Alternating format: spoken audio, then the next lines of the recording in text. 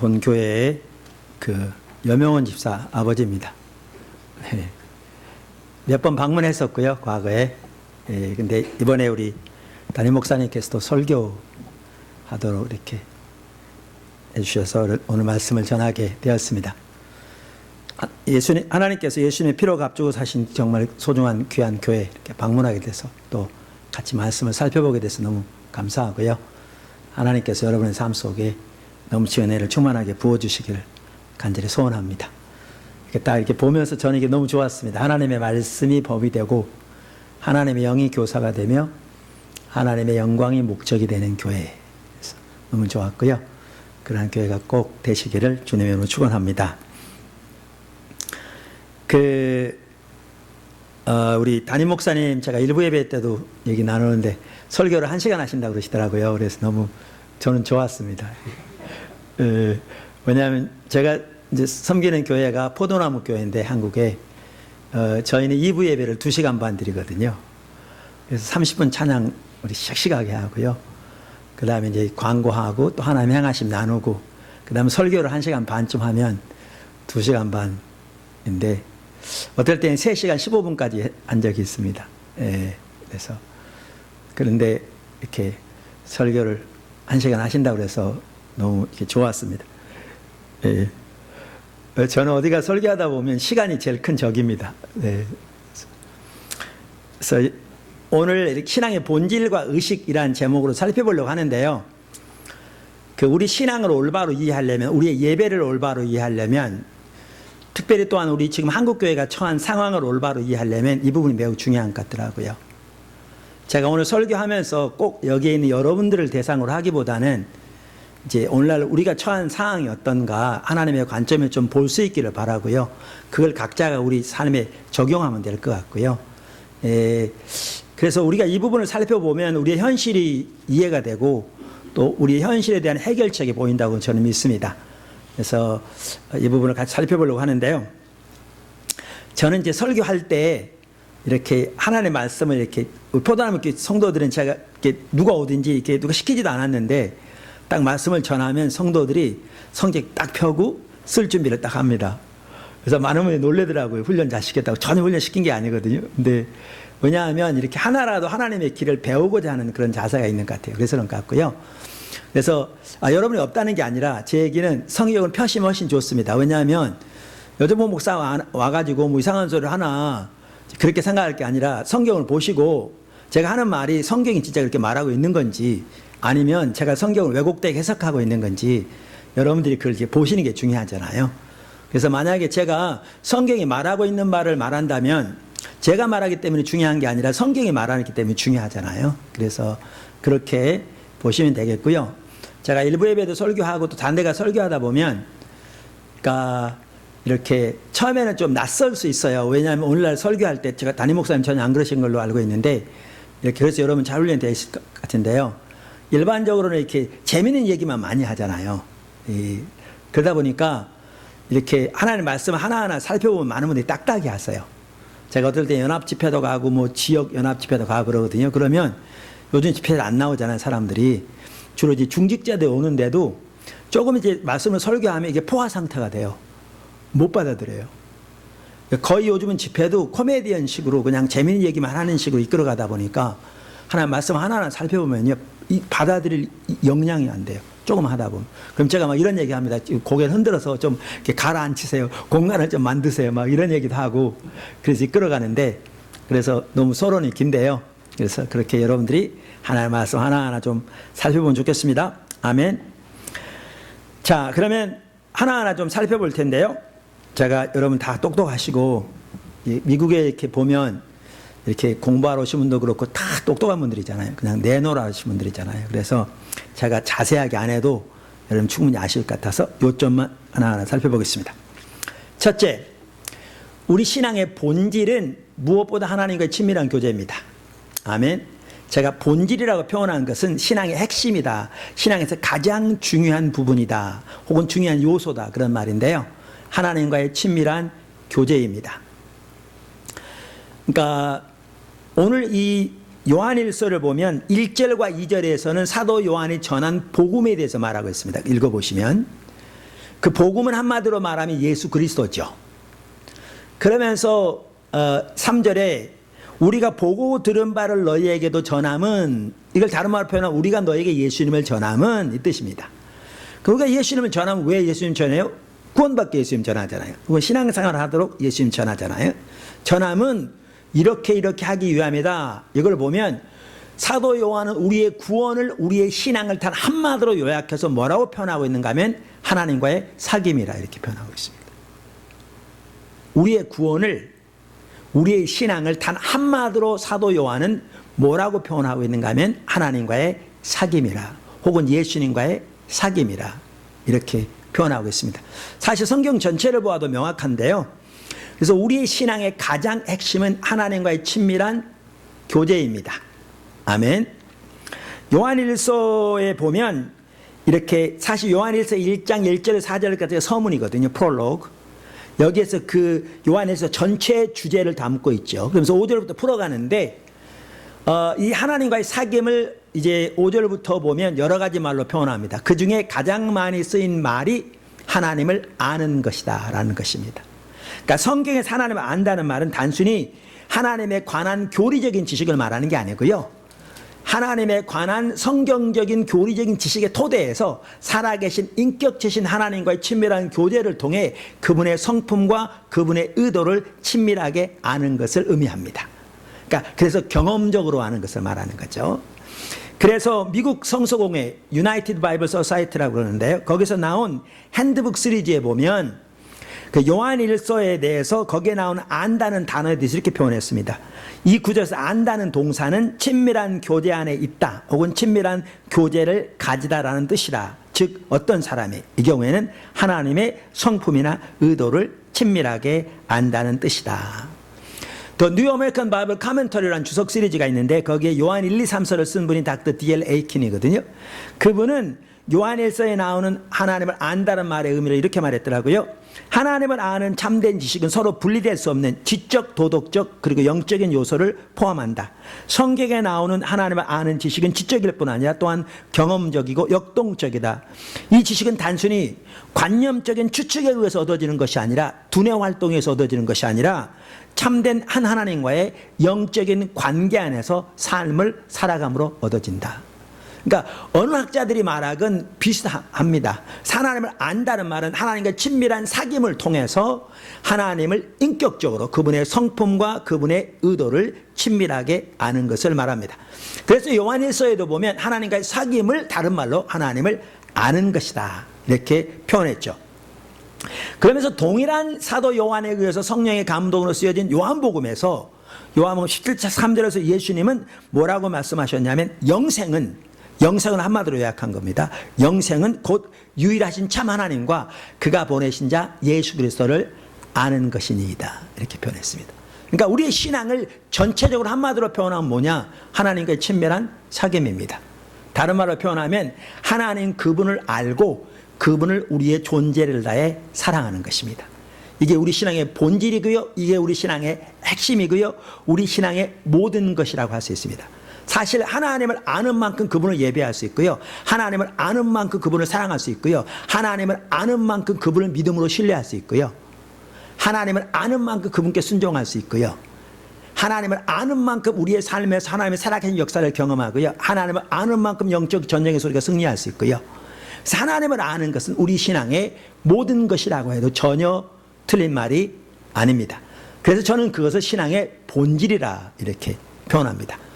하나님과 친밀한 교제 가운데 있는 사람은 당연히 하나님의 목적을 보고 그 일에 온 사람으로 동참하기를 열렬히 사모하게 되어 있습니다. 그러니까 어떤 사람이 하나님과의 친밀한 교제 가운데 있다라고 말하면서 하나님의 목적에 대해서 관심이 없다면 그 사람은 전혀 하나님을 아는 사람이 아닙니다. 그래서 하나님과의 친밀한 교제 가운데 있는 사람은 하나님의 목적을 깨닫고 그 하나님의 목적에 온 사람으로 동참하는 삶을 살게 되어 있습니다. 미국이 나온 가장 위대한 설교자라고 하는 조나단 에드워즈, 오늘까지 사람들이 그렇게 얘기하죠. 그분이 그랬다고 그래요. 어느 시대건 하나님께 쓰임 받으려면 하나님이 그 시대에 어떤 일을 행하고 계신지를 주시해 보고 그 일에 온 사람으로 동참해야 한다. 같은 얘기입니다. 하나님과 친밀한 교제 가운데 있는 사람은 그 삶을 살게 돼 있습니다. 이게 가치가거든요. 당연히 하나님과 친밀한 교제 가운데 있는 사람은 하나님의 길로 향하는 삶을 살게 돼 있습니다. 이게 우리 신앙의 본질입니다. 할렐루야. 자, 그런데 우리 신앙의 본질과 의식의 관계를 가장 잘 말해주는 성경 구절 중에 하나가 구약 성경인데 호세아 6장 6절입니다. 아주 잘 표현하고 있어요. 한번 성경을 한번 찾아보시면 호세아 6장 6절 이렇게 말합니다. 나는 인애를 원하고 제사를 원하지 아니하며 번제보다 하나님 아는 것을 원하노라. 자, 여러분 가지고 있는 그 번역이는 어떻게 되어 있는지 이렇게 보시면요. 자, 여기 하나님이 원하신 두 가지가 뭐라고 그랬습니까? 인애와 하나님을 아는 것. 여기에 인애는 가장 먼저 하나님을 사랑하는 것이고요. 그 다음에 당연히 거기에는 이웃을 향한 긍휼이 같이 갑니다. 그래서 하나님이 원하시는 게 하나님을 알고 그분을 존재를 다해 사랑하는 것. 당연히 거기 이웃을 향한 긍휼이 같이 가죠. 이게 하나님 원하시는 거다. 자, 하나님 원치 않은 게 뭐라고 그러셨어요? 번제와 제사. 그러니까 신약시대에 번제와 제사를 원치 않는다 그러면 이해가 돼요. 왜냐하면 신약시대에 번제 제사 필요 없잖아요. 예수님께서 십자가를 통해 모두 완성하셨으니까. 근데 호세아서는 신약입니까? 구약입니까? 구약이잖아요. 근데 구약시대에 원치 않는다는 말은 무슨 말이에요? 원래 번제와 제사를 누가 드리라고 그랬죠? 하나님이 드리라고 그랬어요. 또 성경에 보면 하나님 번제를 기뻐하신다고 그랬어요. 근데 언제는 기뻐하신다고, 언제는 드리라고 그랬다가 지금은 뭐라고 그랬어요? 원치 않으신다고 그랬어요. 그러니까 이 말은요, 원치 않는다는 말이 아니에요. 이제 나중에 보시면 알지만 이 말은 뭐냐면 내가 너에게 원하는 가장 중요한 것은, 가장 핵심적인 것은, 가장 본질적인 것은 번제와 제사와 같은 의식이 아니야. 너희가 나를 알고 나를 존재를 다 사랑하는 거야. 그리고 이웃을 사랑하는 거야. 이 뜻입니다. 그래서 여기에 보면 본질과 의식의 관계가 나옵니다. 본질과 의식의 관계가 나옵니다. 아멘. 근데 여정목 목사가 호세아 6장 6절이 우리 신앙의 본질과 의식을 잘 보여준 구절입니다. 이렇게 얘기하면 그건 제 해석이기 때문에 별로 중요하지 않아요. 왜냐하면 다른 사람은 다르게 해석할 수 있거든요. 근데 예수님이 그렇게 말씀하셨다면 이건 완전히 다른 차원이에요. 그렇죠? 그건 완전히 진리잖아요. 근데 예수님이 그렇게 하셨어요. 어디에 그렇게 하셨어요? 마태복음 9장, 마태복음 12장에 그렇게 하셨어요. 자, 마태복음 9장 10절부터 보시면 어떤 일이 있었냐면요, 예수님께서 세리 마태의 집에 들어가셨어요. 그래서 세리들과 죄인들과 함께 식사하셨어요. 여기 죄인들이란 말, 여러분 혹시 영어 성경으로 보시면 따옴표가 있는 걸 볼 수 있어요. 그러니까 여기 죄인들은 코테이션 마크가 붙어 있어요. 죄인들은 뭐냐 하면 많은 죄를 지은 사람을 말하는 게 아니라 그 당시 종교 지도자들이 율법도 알지 못하고 율법도 지키지 않은 자들을 죄인이라고 그랬어요. 그 당시 종교 지도자들은 성경에 나온 율법의 규정을 613가지 요약했어요. 그 중에 365가지는 하지 말라는 것이고 나머지 하라는 것이고요. 세부 규정까지 하면 2000가지나 됐어요.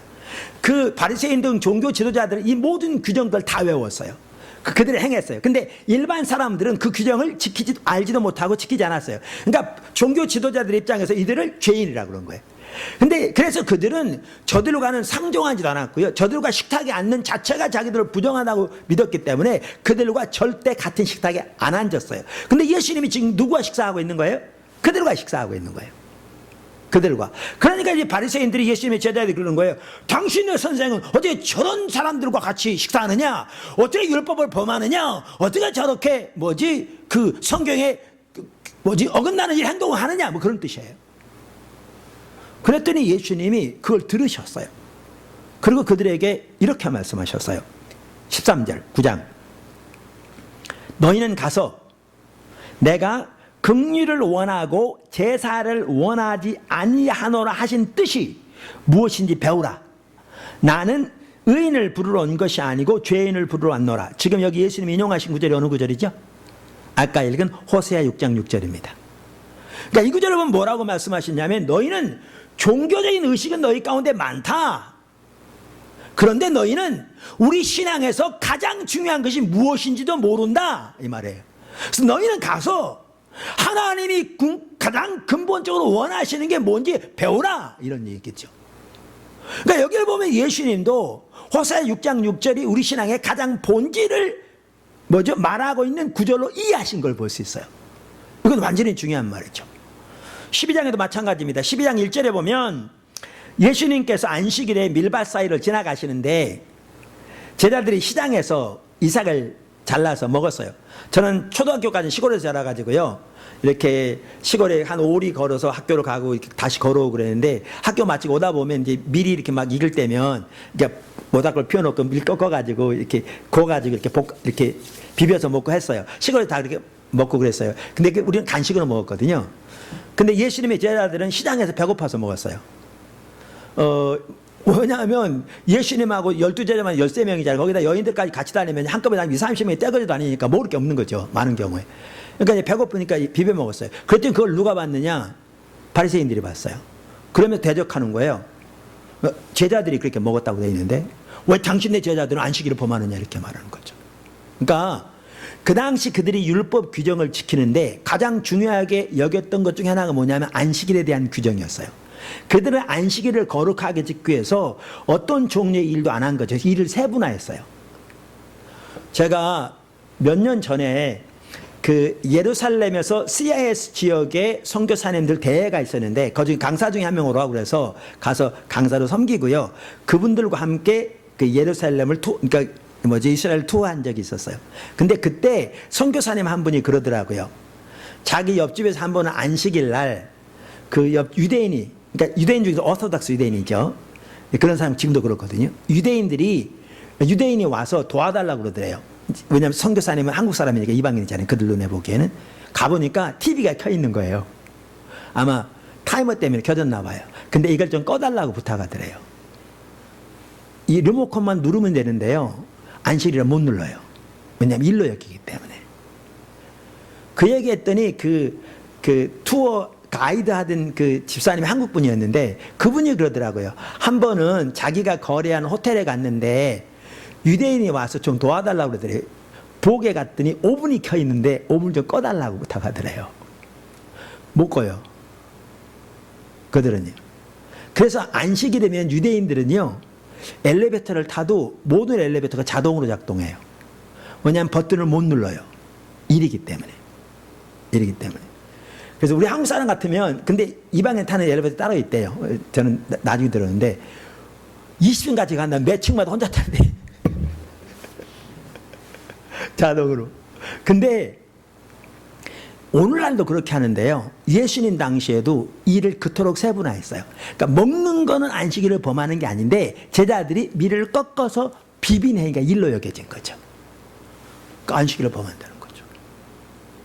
가장 중요하게 여기는 건데. 그랬더니 예수님이 그들에게 답을 하셨어요. 뭐라고 하셨느냐? 7절에 이렇게 말씀하셨어요. 나는 자비를 원하고 제사를 원하지 아니하노라 하신 뜻을 너희가 알았더라면. 어느 구절 인용합니까? 호세아 6장 6절. 동일한 내용이죠. 이와 같이 예수님도 호세아 6장 6절이 우리 신앙의 본질을 말하는 구절임을 분명히 이해하셨어요. 그래서 호세아 6장 6절에 보아도요. 우리 신앙의 가장 핵심은 하나님을 알고 하나님의 존재를 사랑하는 거예요. 당연히 거기에 이웃에 대한 긍휼이 같이 가고요. 무엇보다 중요해요? 의식보다 중요해요. 의식보다 중요해요. 할렐루야. 두 번째, 우리가 신앙의 본질 가운데 거할 때 하나님의 생명이 우리와 함께합니다. 우리 신앙의 본질을 잘 말해주는 구절 중에 하나가 어디냐면요. 신명기 30장 15절에서 20절이에요.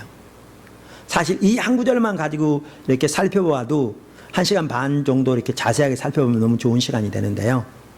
어떤 분은 제 설교를 이 부분에 대해서 계속 듣고 이렇게 묵상하고 그렇게 살기를 추구하더라고요. 한국에서. 그러니까 신명기는 두 번째 율법이라는 뜻이거든요. 새로운 신자가 아니에요. 그 한문으로. 그래서 두 번째 율법이라는 뜻이에요. 영어로 듀트로노미라고 그러나요? 듀트로노미. 근데 듀트로노 말은 두 번째라는 뜻이고요. 그러니까 노모스 율법, 두 번째 율법이라는 뜻이에요. 그러니까 모세가 이스라엘 백성들을 요단강 건너기 전에 그들에게 율법을 다시 이렇게 재해석해 준 거죠. 근데 두 번째 율법인데 여러분 신명기 1장 쭉 읽어보시면 신명기 내에 나오는 율법의 요구사항들을 한마디로 가장 잘 요약해 놓은 구절이 이 구절이에요. 그러니까 신명기 30장 지금 15절 20절 이 구절이 율법 전체를 가장 잘 요약해 놓은 구절이라고 해도 전혀 과언이 아니에요. 그러니까 가장 본질적인 것을 가장 잘 다루고 있어요. 자, 그러면서 한번 보시죠. 15절 보십시오. 보라, 내가 오늘 생명과 복과 사망과 화를 내 앞에 두었나니. 하나님이 한쪽엔 생명과 복을 두시고 다른 쪽에 뭘 두셨다고요? 사망과 화. 그러니까 생명과 복이 같은 거고요. 사망과 화가 깊이 연결되어 있는 거죠. 19절에 똑같이 말합니다. 내가 오늘 하늘과 땅을 불러 너희에게 증거를 삼노라. 내가 생명과 사망과 복과 저주를 내 앞에 두었은즉. 같은 얘기죠. 그러면서 너와 내 자손이 살기 위하여 생명을 택하라. 그러니까 다른 말로 하면 복을 택하라. 그러니까 우리 향한 하나님 뜻은 항상 생명인 걸 볼 수 있고요. 다른 말로 하면 항상 복인 걸 볼 수 있어요. 예수님께서도 인자가 온 것은 양으로 생명을 얻게 하되 더욱더 풍성히 얻게 하려 함이라 이렇게 말씀하셨어요. 아멘. 하나님은 저와 여러분이 삶 속에 하나님의 생명이 풍성하기를 원하신다고요. 그게 하나님의 뜻이라고요. 할렐루야. 믿으십니까? 믿으세요? 예. 근데 그게 그렇게 간단하지 않아요. 예. 이따 보시면 알아요. 생명을 원하세요? 그러면서 아주 중요한 개념이 있어요. 사실 이게 아주 중요한 개념인데요. 20절에 보면 중반들이 이렇게 말해요. 그는 내 생명이시요. 여기에 그는 하나님입니다. 이게 아주 중요한 개념인데 하나님 이렇게 말씀하세요. 한쪽에는 뭘 주셨다고요? 생명과 복. 다른 쪽에는 뭐요? 사망과 저주. 그러면서 뭘 택하라고요? 생명을 택하라. 이렇게 말씀하신다면 곧바로 뭐라고 말씀하시냐면 내가 네 생명이다 이러세요. 이게 아주 중요한 개념인 게요. 성경에 말하는 생명은, 성경에 말하는 복은 하나님이 우리에게 주시는 그 무엇 이전에 그분이 우리의 생명이고요. 그분이 우리의 복이세요. 이 개념이 매우 중요해요. 제가 지금 말하고자 하는 의도로 여러분 아직은 이제 캐치가 아직 안 된 상태. 조금 더 제가 더 나눌게요. 자, 그래서 여기 생명을 택하라는 말은 다른 말로 누굴 택하라는 말이죠? 하나님을 택하라는 말이에요. 왜? 하나님이 우리 생명이시니까. 그러니까 여러분 하나님 택하기 원하세요? 아멘? 네. 근데 어떤 분이 그러시더라고요. 한국에 어느 이제 유명한 그 기독교 방송국 사장님이 장로님이신데 한번 저를 만나서 그러더라고요. 목사님이 설교할 때 성령을 따라 행하라 설교하신대요. 근데 어떻게 성령을 따라 행할지 안 가르쳐 준대요. 근데 하나님은 하나님을 택하라 그러면 어떻게 택할지 명확하게 말씀하세요. 오늘 본문에 나와요. 그게 16절과 20절에 나와요. 같이 볼까요? 성경? 자, 16절. 내가 오늘 네게 명령하여, 이게 내 명령이다 그 말이죠. 자, 내 하나님 여호와를 사랑하고 그 모든 길로 행하며, 하나님의 모든 길로 행하며 그의 명령과 규례와 법도를 지키라. 그러니까 세 가지가 나오죠. 여기에 세 가지가 뭐예요? 하나님 사랑하고, 또 하나님의 모든 길로 행하며, 또 하나님의 명령과 규례와 법도를 지키라. 이게 하나님 택하는 길입니다. 다른 말로 생명을 택하는 길입니다. 20절에 또 나옵니다. 내 하나님 여호와를 사랑하고 그의 말씀을 청종하며 또 그를 의지하라. 그래서 세 개씩 나오는데 하나는 겹쳤어요. 그러니까 5개예요. 그러니까 5개가 뭐냐 아니라 이 5가지가 어떻게 보면 우리 신앙의 본질을 잘 표현하고 있어요. 간단히 좀 설명해 볼까요? 아멘. 네.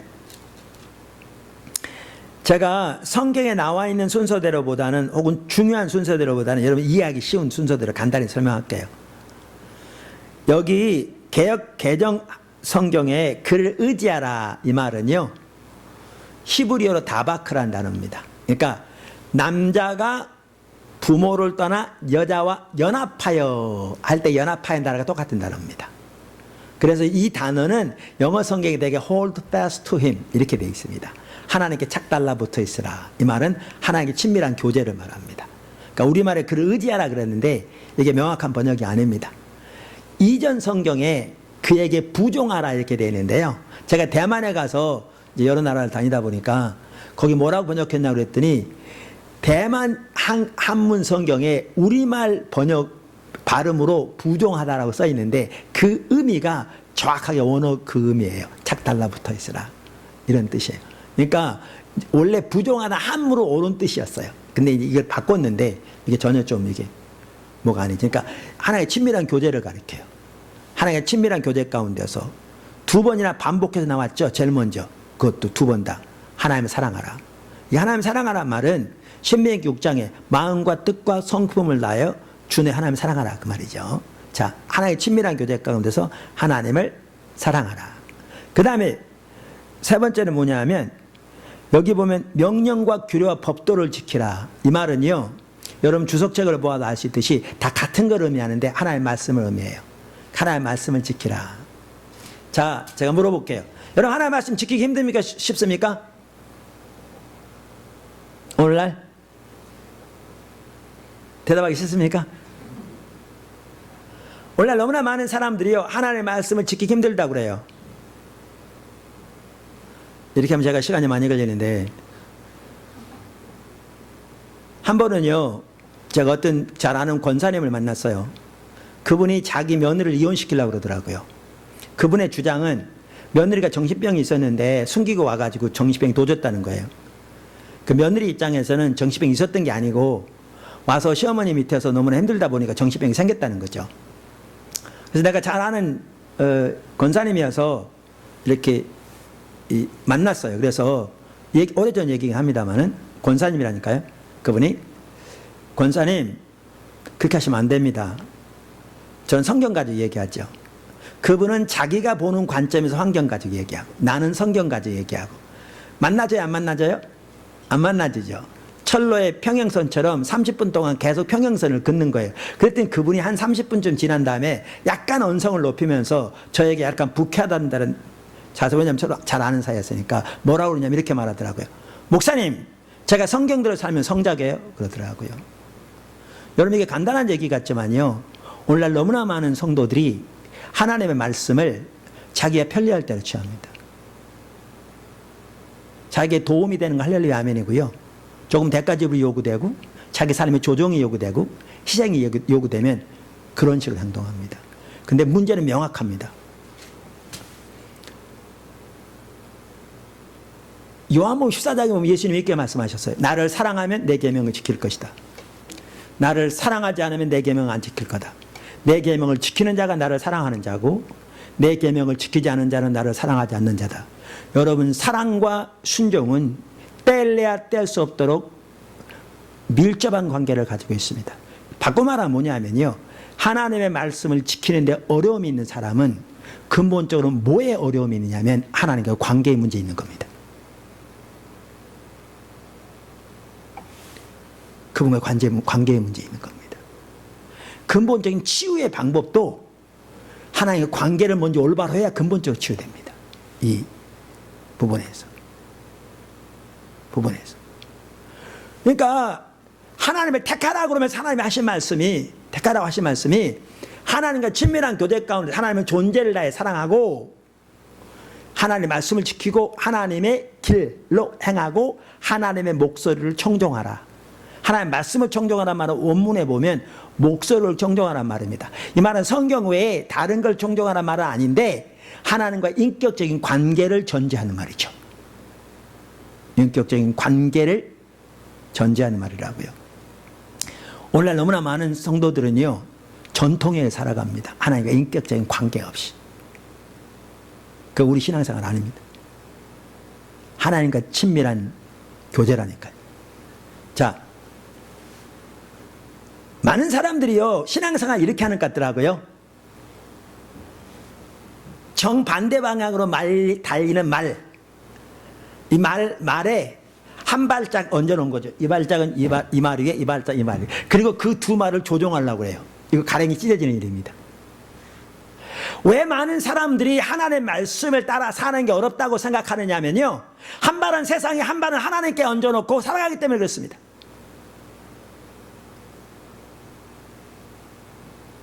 하나님은 살아계신 것 같고 만약에 지옥과 천국이 있으면 어떡해?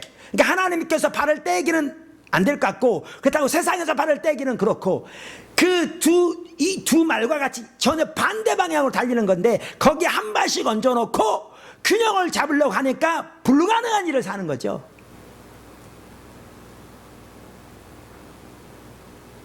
근데 우리의 모든 삶을 오직 하나님께 얹어놓고 살면 완전히 다른 거죠. 그게 우리 신앙생활인데. 그래서 하나님을 택하는 길이 뭐냐? 하나님과의 친밀한 교대 가운데 하나님의 존재를 다해 사랑하며 하나님의 말씀을 지키고 하나님의 길로 행하며 하나님의 목소리를 청종하는 겁니다. 이게 뭐라고요? 이게 하나님을 택하는 길입니다. 근데 하나님 그분이 생명이세요. 그러니까 우리가 하나님 택하면 우리 가운데 뭐가 넘치겠어요? 하나님의 생명이 넘쳐요. 다른 말은 뭐가 넘쳐요? 하나님 복이 넘치는 거죠. 다시 말하면 하나님의 살아계신 실제적인 역사가 넘치는 거죠. 할렐루야. 이게 생명입니다. 자, 아브라함 보세요. 아브라함 이렇게 살았나요? 아브라함은 하나님이 계시면 믿었어요. 막연히 하나님 계시면 믿습니다. 그리고 전통에 따라 내려오는 대로 이거 제가 열심히 의식을 하면 하나님 나 복 주실 믿습니다. 이렇게 살았으니까 아브라함에게는 하나님이 실제였습니다. 믿으십니까? 무슨 말 이해하세요? 아브라함에게는 하나님이 실제였어요. 그를 인도하시고 그에게 말씀하시고 그를 빚으시고 다루시고 하나님의 계획을 보이시고 그를 통해 하나님의 뜻을 이루시고 하나님이 그에게 하나님의 길을 보이시며 명령하시고 그가 순종할 때 하나님 역사하시고 실제했어요.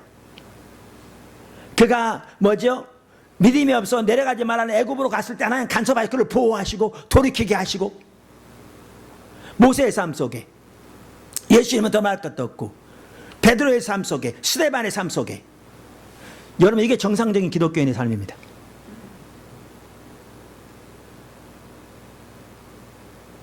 헬로 이게 정상적인 기독교인의 삶입니다.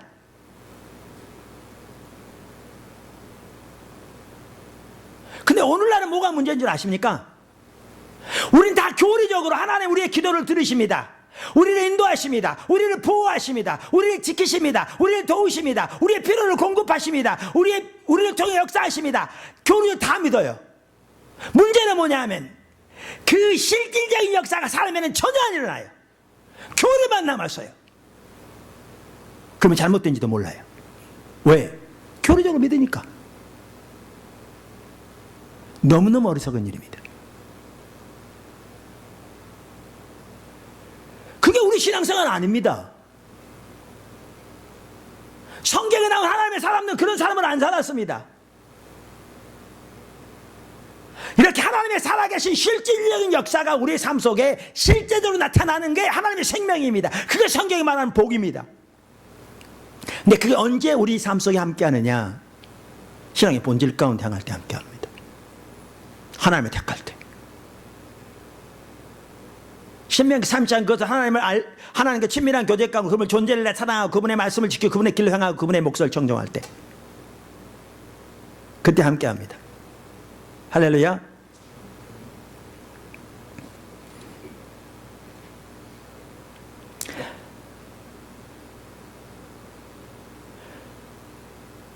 세 번째,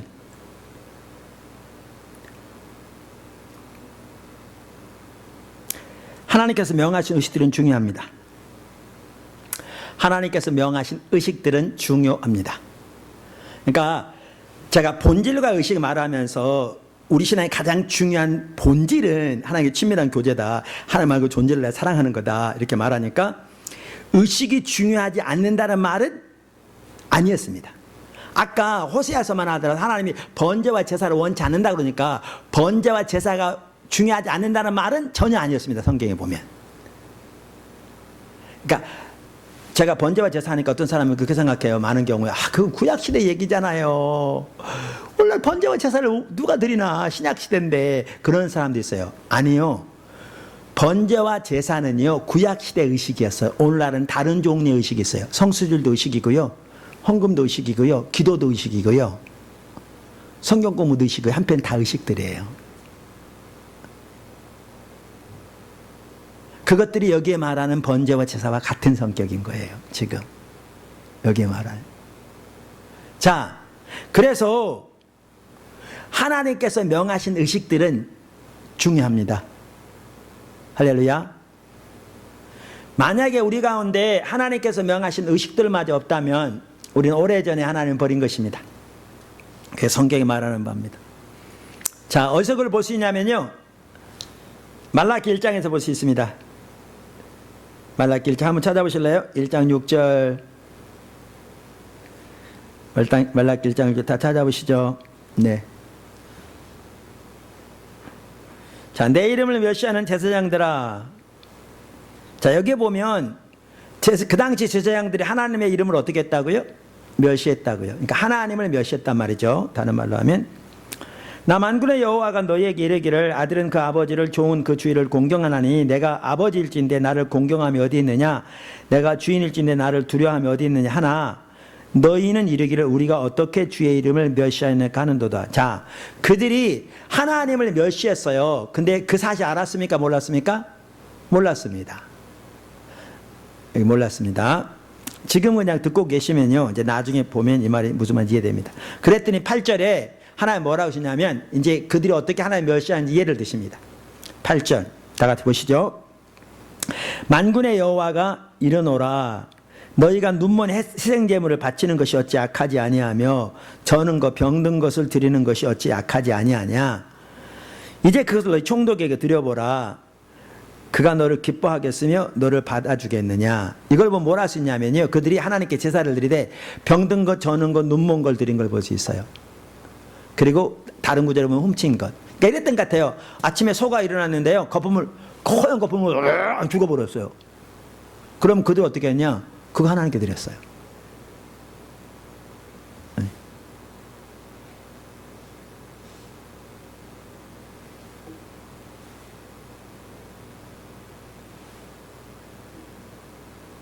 자, 원래 성경에 보면 병든 거, 저는 거, 눈먼 걸 하나님께 드리게 돼 있습니까? 못 드리게 돼 있습니까? 못 드리게 돼 있죠. 근데 여러분 이렇게 생각할 수 있어요. 하나님께 못 드리게 돼 있는 거를 드리면서 자기들이 잘못됐다는 사실을 왜 몰랐을까? 이렇게 생각할 수 있어요. 근데 저는 다르게 생각해요. 이들이 왜 몰랐느냐면요, 우리 영적인 눈을 어둡게 하는 게 여러 가지 요소들이 있는데, 우리의 영적인 눈을 어둡게 하는 핵심적인 요소 중에 하나가 뭔지 아세요? 전통입니다. 또 하나가 뭔지 아세요? 당시의 팽배한 신앙관입니다. 그러니까 오래전부터 전통적으로 해왔고 다 그렇게 하기 때문에 잘못된 걸 모르는 겁니다. 여러분 이거 아시죠? 제가 주식 얘기하다 들었는데, 개구리를 뜨거운 물에 집어넣으면 어떻게 하는 줄 아세요? 펄떡 뛰어나옵니다. 근데 찬물에 넣고 2분 30초에 걸쳐서 서서히 뜨겁게 하면 어떻게 하는지 아십니까? 삶아집니다. 모릅니다. 저는 대학원을 미국에서 공부했거든요. 80년대. 7년 있다가 한국 들어갔는데, 우리 대학원 때 우리 그러니까 우리 기독교 역사 그 교수님이 닥터 로버트 베이커 있는데, 그분이 종교 계획을 설명하면서 이렇게 설명했어요. 간단하게. 너무나 간단한 거죠. 이게 올바른 길인데 요렇게 갔다가 요렇게 올바로 가져온 게 종교 계획이었다. 근데 간단한 얘기 같지만요, 의미하는 바가 커요. 하나는 방향이 틀어지면요, 멀리 가면 엉뚱한 데 가는 거예요. 그러니까 누가 말하는 대로 속도보다 이렇게 방향이 중요해 그런 얘기 하는데, 그 다음 또 하나가 뭐냐 하면, 여기다 갑자기 일이 떨어지면 잘못된 걸 금방 알아요. 근데 문제는 수년, 수십 년, 오랜 수백 년에 걸쳐서 그 방향으로 서서히 가면, 그렇게 해왔고 다 그렇게 하고 있기 때문에 잘못된 걸 모릅니다. 제가 질문할까요? 아직 물어볼까요? 여러분 성경에 탐심이 우상숭배라고 써 있나요? 안 써 있나요? 써 있죠? 네, 성경에 써 있어요. 세상사랑의 영적인 간음이라고 써 있나요? 안 써 있나요? 써 있어요. 예수님께서 돈과 하나님을 동시에 섬길 수 없다고 써 있나요? 안 써 있나요? 써 있어요.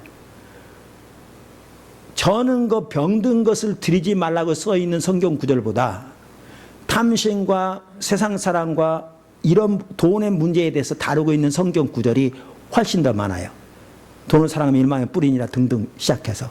근데 성경에 안 써있기 때문에 오늘날 성도들의 삶 속에 세상사랑이 이렇게 가득한가요? 여러분, 오늘날 성도들의 삶 속에 세상사랑이요, 공중의 먼지보다 더만큼 가득해요. 교회 안에. 집사님, 권사님, 장로는 이해 안 해요. 실제로 자기 소유의 실질적인 주도권이 하나님께 온전히 드려진 사람이요, 100명 중에 한두 명 찾아볼까 말까요, 이 시대에. 좀 제가 과했나 봐요. 절대 열명 안 돼요. 안 됩니다. 근데 그러면 성경에 명명백백하게 훨씬 더 많이 써 있는데 왜 모르죠? 다 그렇게 사니까요. 다 그렇게 살아왔으니까요. 눈이 가려진 거죠. 우리는 죄는 항상 정당화시킵니다. 그러니까 그랬을 것 같아요. 어떤 아침에 일어나서 소가 이렇게 죽었어요? 뭐? 그러면 그들은 그랬던 것 같아요. 하나님께 드리는 거죠. 근데 어떻게? 아니, 어차피 하나님께 드리려면 태워드리지 않냐, 번제는. 태워드릴 텐데, 뭐. 그리고 피로 드렸거든요. 어차피 죽은 거는 피가 없냐. 근데 문제는 뭐죠? 그 속에 하나님 경외함이 없는 거죠. 그러니까 어떻게 해요? 좋은 건 자기가 갖고, 쓸모없는 건 누구에 드리고요? 하나님께 드리고. 그러니까 하나님 뭐라고 그러시냐? 네가 나를 멸시한다고 그러죠. 제가 일부 예배 때 나눴는데, 한국에서 아파트 새로 사면 리모델링 하느라고요, 수천만 원, 수억 원 아깝지 않게 쓰는 성도들 많습니다. 근데 하나님께 건축원금 드린다고 하면 500만 원에 벌벌 떠는 사람들 많습니다. 그럼 하나님 사랑한다고 합니다. 그거 거짓말입니다. 제가 서울에 있는 어느 교회를 갔더니, 부흥회를 갔더니, 건물이 오래돼가지고요, 벽이 다 떨어지고 페인트가 다 벗겨지고 그랬더라고요. 아, 저도 그런 기본적인 건 압니다. 예배당이 교회는 아니죠. 성도들의 모임이 교회죠. 예배당은 성도들의 모임인 장소인 거죠. 그래서 예배당이라고 부르는 거죠. 그래서 그게 교회가 아닌 건 저도 알아요. 그런데 자기 집을 꾸리는 데는 수천만 원, 수억 원 아깝지 않게 쓰면서 교회 페인트가 벗겨지고 너덜너덜한데 건축원금 자체가 없어요. 그러면 하나님 사랑한대요. 그 거짓말입니다. 명확합니다.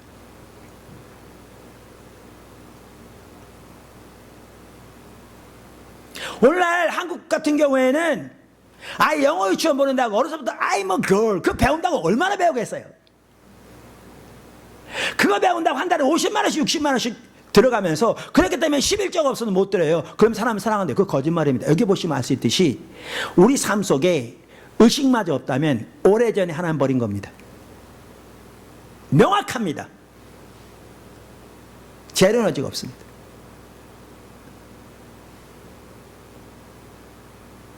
저는 아직 없습니다.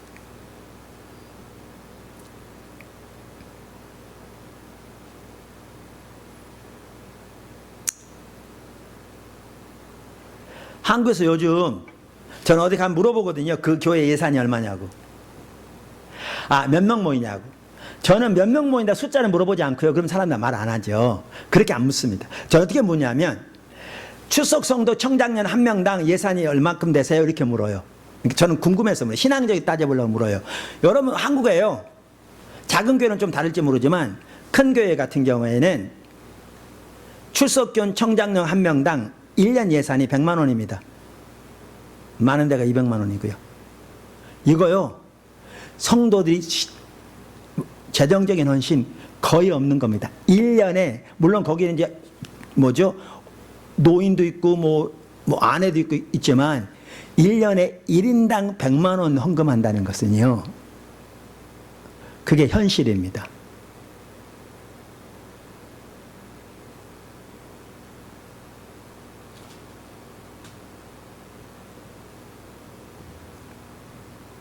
네 번째, 의식들은 본질의 수단입니다. 그러니까 아까 보세요. 하나님이 호세아서에 하나님이 그랬잖아요. 그 번제를 원치 않는다. 근데 원치 않는데 원치 않는단 말이 아니었어요. 그랬더니 몰락스에 가만 계셔야죠. 왜냐하면 훨씬 후에 시는데. 근데 그 말이 아닌 게 보여진 거죠. 왜냐하면 올바로 안 드리니까 하나님 멸시한다고 그러시잖아요. 여기 보시면. 자, 네 번째, 의식들은 본질을 위한 수단입니다. 힘드시죠? 예, 아까 제가 처음에 그래서 미리 경고했잖아요. 이런 설교를 많이 힘들어 하더라고요, 많은 분들이. 예.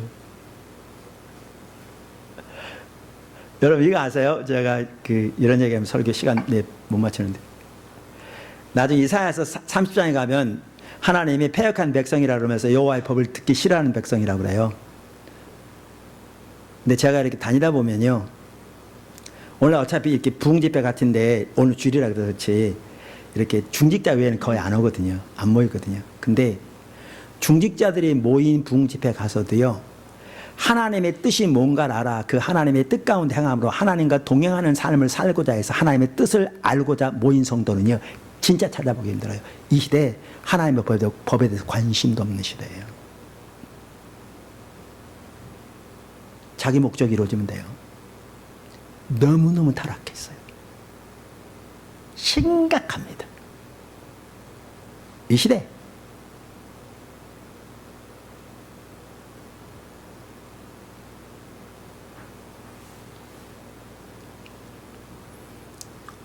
의식은 아까도 말한 중요합니다. 근데 중요함에도 의식들은 본질이 아닙니다. 의식은 본질을 위한 수단입니다. 자, 보세요. 기도 몇 시간 하느냐가 핵심이 아닙니다. 근데 기도는 중요합니다. 왜 기도는 중요하죠? 기도는 하나님과 대화입니다. 기도를 통해서 하나님을 더욱더 알고 하나님의 마음으로 알고 하나님과 친밀한 교제로 나가는 수단이기 때문에 그렇습니다. 성경 말씀 잘 공부하고 연구하는 건 중요합니다. 근데 그 자체가 목적이 아닙니다. 바리새인들은 성경 말씀을 연구하는 데는 박사였지만 그들은 성경에 말하는 살아계신 인격진 하나님은 전혀 알지 못했습니다. 그러니까 한편으로는 성경 말씀 공부도 의식입니다. 중요하죠. 하나님의 뜻을 올바로 알기 원한다고 하면서 성경 말씀도 배우지 않는다. 그거는 어리석은 일입니다. 컵도 없는데 담으려고 하는 똑같은 거죠. 근데 문제는 뭐냐면 아무리 성경 말씀을 바리새인처럼 잘 알아도 살아계신 하나님과 친밀한 교제 가운데 그 시대에 향한 하나님의 목적과 길을 알지 못하면 그것은 정확하게 바리새인 되는 겁니다. 정확하게. 그러니까 의식들은 중요합니다. 주일 예배도 중요하고 기도도 중요하고 헌금도 중요합니다. 근데 왜 의식들은 중요하냐면 그 의식들은 신앙의 본질을 위한 수단이기 때문에 중요합니다. 의식들 자체가 본질이 아닙니다. 호세아 6장 6절이 명확하게 말하고 예수님이 명확하게 말씀하셨습니다. 할렐루야. 그래서 여기 중요한 게 있습니다. 그게 뭐냐면 아무리 종교적인 의식이 많아도 우리가 신앙의 본질에 떠나 있으면 그 모든 종교적인 의식이 아무런 의미가 없습니다. 그분 앞에서는. 이걸 잘 볼 수 있는 구절이 이사야서 1장입니다. 자, 이사야 1장 10절부터 읽을 텐데요. 제가 읽을 테니까 여러분 뭘 보시냐면 그 당시 이스라엘 백성들이 얼마나 많은 예배, 기도, 헌금 드렸나 보세요. 자, 물어볼게요. 성경은 누구 관점에 쓰여진 거죠? 하나님의 관점. 당연한 얘기죠. 그러니까 이사야서 같은 경우에는 하나님이 이사야 선지자를 통해서 그 시대 이스라엘 백성들에게 선포하신 메시지잖아요. 그러면 이사야를 통해 주어진 이 메시지가 누구의 관점에서 주어진 거예요? 하나님의 관점. 그러니까 이 말은 뭐냐, 바꿔 말하면 그 시대 사람들이 하나님의 관점을 이해하지 못했으면 이 말을 못 알아들었다는 얘기예요. 오늘도 그렇습니다. 오늘도 그렇습니다. 자, 무슨 말인지 한번 보죠. 자, 여기 이사야 1장 10절부터 보시죠. 10절부터 15절까지 읽겠습니다. 너희 소돔의 관원들아 여호와의 말씀을 들을지어다. 너희 고모라의 백성아 우리 하나님의 법에 귀를 기울일지어다. 제가 아까 여러분에게 뭐라고 말씀드렸냐면 그들이 얼마나 많은 희생을 드렸는지, 얼마나 많은 절기를 잘 지켰는지, 얼마나 많이 기도했는지 잘 살펴보라고 그랬죠. 11절 여호와께서 말씀하시되 너희의 무수한 재물이 내게 무엇이 유익하뇨? 나는 순양의 번제와 살진 짐승의 기름에 배불렀고 나는 숫송아지나 어린 양이나 순염소의 피를 기뻐하지 아니하노라. 너희가 내 앞에 보이러 오니 이것을 누가 너희에게 요구하였느냐? 내 마당만 밟을 뿐이니라.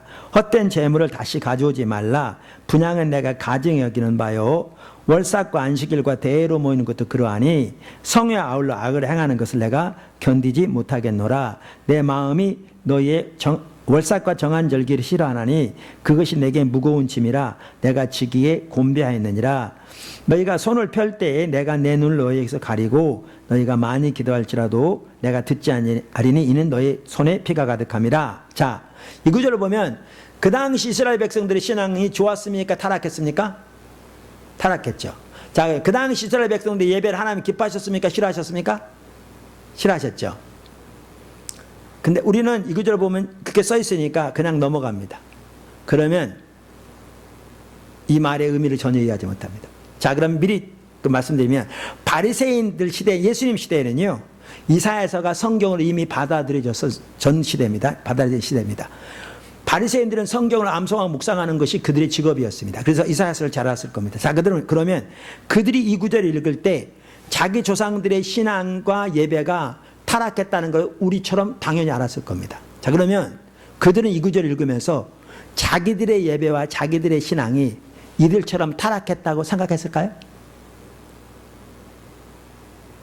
바리새인들은 이 구절을 읽으면서 자기들의 예배와 자기들의 신앙이 이 구절에 나와 있는 대로 이렇게 타락했다고 상상했을까요? 뭔 말 이해하세요? 지금 여러분 중에 이런 분이 있죠. 저를 따라오기를 중단했어. 앉아있긴 한데 안 듣기를 벌써 시작해. 오래전에 안 듣기 시작했어. 그래서 소리는 이리 들어와서 이리 나가지만 전혀 페이 어텐션 안 해. 끝나게만 기다리고 있어. 그런 분 계시죠? 알아요, 다. 네, 다시 정신을 차리고 들으십시오. 자, 이 구절을 읽을 때 예신제 바리새인들은 성경을 많이 연구한 사람들이라니까. 이게 성경에 써 있으니까 그 시대가 타락하면 금방 안다니까요. 성경에 써 있잖아요. 근데 자기들이 이들처럼 타락했다고 이 구절이 자기들에게 해당된다고 생각했겠냐 그 말이죠. 상상도 안 했겠죠. 근데 예수님 뭐라고 하셨어요? 마태복음 13장, 마태복음 15장. 이사야가 너에 대하여 잘 예언하였도다. 다시 말하면 이사야 시대나 바리새인들이나 정확하게 똑같은 상황이었다는 거죠. 그래서 그들의 예배만 하더라도 마태복음 13장, 15장에 보면 정확하게 이사야 시대하고 똑같았다고 성경이 써 있어요. 그래서 예수님께서 성전에 들어가셔서 채찍을 만들어서 다 쫓아내시고 견디하지 못하시고. 근데 그럼 보십시오. 자기들과 똑같은 상황에 있으면서도 그렇게 성경을 많이 연구하고 묵상하고 그들의 교리는 정통적이었는데도 왜 이 구절을 읽으면서 그게 자기들의 모습을 몰랐죠? 눈이 머니까요. 그래서 이사야서 6장에 이 백성이 보기는 보아도 보지 못하고 듣긴 듣지 못한다. 마태복음 13장에 그 구절을 인용하시면서 예수님이 종교 지도자들에게 똑같이 말씀하셨죠. 신앙이 타락하면요, 영적인 눈이 멀어요. 그러면 하나님의 관점이 가려져요. 그러니까 몰라요. 모릅니다.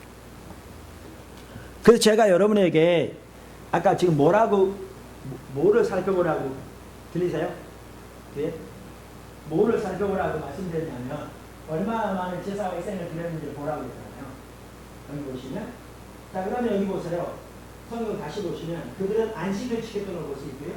모든 대회, 모든 절기 지켰고요. 월삭 예배를 드렸다고. 월삭이 뭐냐면 율법에 보면 매월 첫날은 하나님께 특별한 예배를 드리게 됐어요. 이 월삭이. 자, 안식일, 월삭, 모든 대회 절기를 지킬 정도로 예배 잘 드렸습니까? 못 드렸습니까? 잘 드렸죠. 그것도 성경이에요. 그 다음에 하나님께 드렸죠. 여기 보시면 숫송아지, 어린 양, 순양, 순염소를 드렸다고 했어요. 여기 보면. 그렇죠. 근데 이게 왜 중요하냐면 성경에 규정한 짐승들이에요. 그러니까 성경대로 했다는 거예요. 그 다음에 살찐 짐승이라고 했잖아요. 그러니까 이들은 가장 좋고 가장 살찐 것들을 성경대로 드려서 하나. 그것도 얼마나 무수히. 그 다음 그들 많이 드렸어요. 자, 보세요. 율법대로 안식일, 월삭, 모든 대회 절기를 철저히 지키고 율법에 균형한 짐승들을, 그것도 가장 좋고 살찐 짐승들을 하나님께 무수히 드리고 많이 기도했다면 본인들은 자기들의 신앙생활을 잘한 것을 하였으니까요. 그만 이해하시죠? 근데 이들에게 하나님 이사야를 보면서 뭐라고 이렇게 말씀하십니다. 그러니까 알아들어야 못 알아요. 우선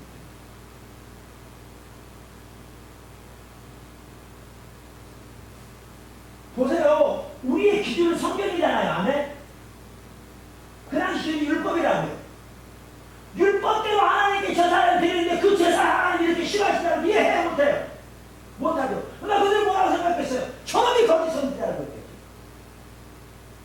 여러분, 그래서 성경에 안 나와 있는데 유대인의 전승에 가면 그 당시 이스라엘 백성들이 이사야를 속으로 켜주겠어요.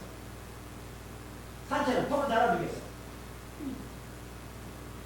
아니 이사야가 참다운 선지자라고 생각했더라면 이렇게 하나님께 많은 제사와 희생을 드린 이들이 터부룩해 죽였겠어요? 그럼 왜 터부룩해 죽였겠어요? 거짓 선지자라고 생각하니 터부룩해 죽였겠죠.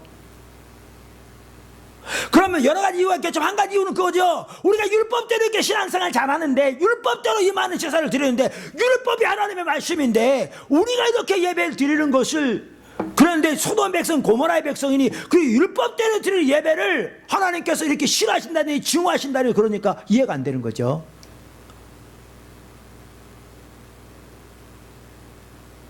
못 알아들으니까요. 바리새인이 정확하게 그랬거든요. 율법대로 철저하게 지키니까 본인들은 신앙생활 잘한다고 그랬는데, 예수님 말씀하시는데 그들은 신앙의 가장 본질이 무엇인지도 몰랐거든요. 이 시대는 마찬가지였거든요. 그럼 뭐가 문제였는데? 왜 이렇게 됐는데요? 의식은 많았는데 뭐가 그들에게 없었느냐? 신앙의 가장 핵심적인 본질이 없었죠. 이사야 시대와 호세아 시대는 같은 시대거든요. 1장 1절을 쭉 보면 알 수 있어요. 호세아 4장 1절에 이렇게 말씀하시죠. 이 땅에는 진실도 없고 인애도 없고 하나님 아는 지식도 없다. 그러니까 하나님이 가장, 그래서 호세아 6장 6절에 이렇게 말씀하신 거예요. 나는 인애를 원하고 제사를 원치 않는 번제를 하나님 아는 거 원한다는 말은, 하나님이 원하시는 가장 중요한 하나님을 아는 참된 지식, 하나님과 친밀한 교제, 하나님의 존재를 다해 사랑하는 것, 이 가장 중요한 핵심을 원하시고 하나님 친밀한 교제를 원하시는데, 하나님 우리의 존재를 다해 사랑하는 것을 원하시는데, 그들은 그 사람의 철저히 떠난 채 뭐만 남은 거예요? 의식만 남은 거죠. 누가 그랬던 것처럼? 바리새인이 그랬던 것처럼.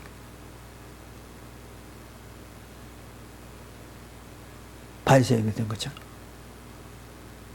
그러니까 이걸 보시면 뭘 할 수 있냐면요, 종교적인 의식이 아무리 많아도 우리가 신앙의 본질에 떠나면 그 모든 종교적인 의식이 아무런 의미가 없는 것을 볼 수 있어요. 여러분 이걸 보셔야 돼요. 그래야 우리 신앙을 올바로 이해할 수 있어요. 올바로 이해할 수 있어요. 할렐루야. 다섯 번째,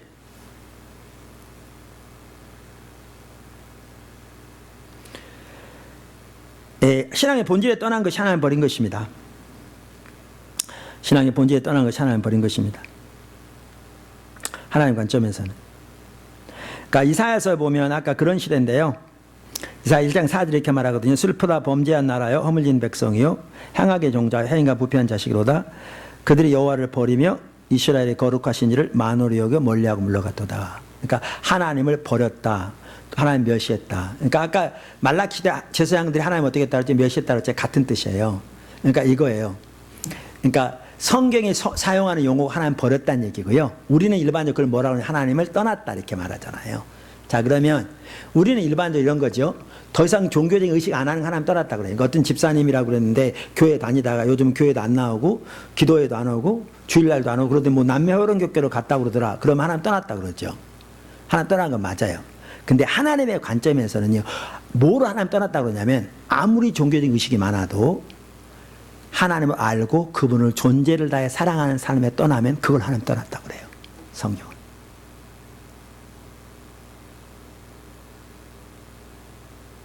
그러니까 말라기 시대는 의식이 별로 안 남았잖아요. 의식만 타락했잖아요. 그런데도 하나님과 올바른 관계 떠나니까 하나님 버린 거죠. 이사야 시대는 반대로, 말라기 시대는 완전히 정반대로 의식이 많았지만 역시 하나님을 아는 참된 지식, 하나님께 친밀한 교제, 하나님의 존재를 다해 사랑하는 삶, 하나님의 길로 행하는 삶에 떠나니까 하나님 버렸다고 그랬잖아요. 그럼 왜 그렇게 하느냐면, 하나님을 아는 참된 지식, 즉 하나님과 친밀한 교제에 떠나면 우리의 행동은, 우리의 삶은 하나님의 법을 버리게 돼 있어요. 반드시. 행동은. 아까 제가 말씀드렸잖아요. 이사야 시대 두고요. 한번 볼까요? 이사야 30장 한번 보실래요? 찾아보시죠. 한번 보시죠. 30장.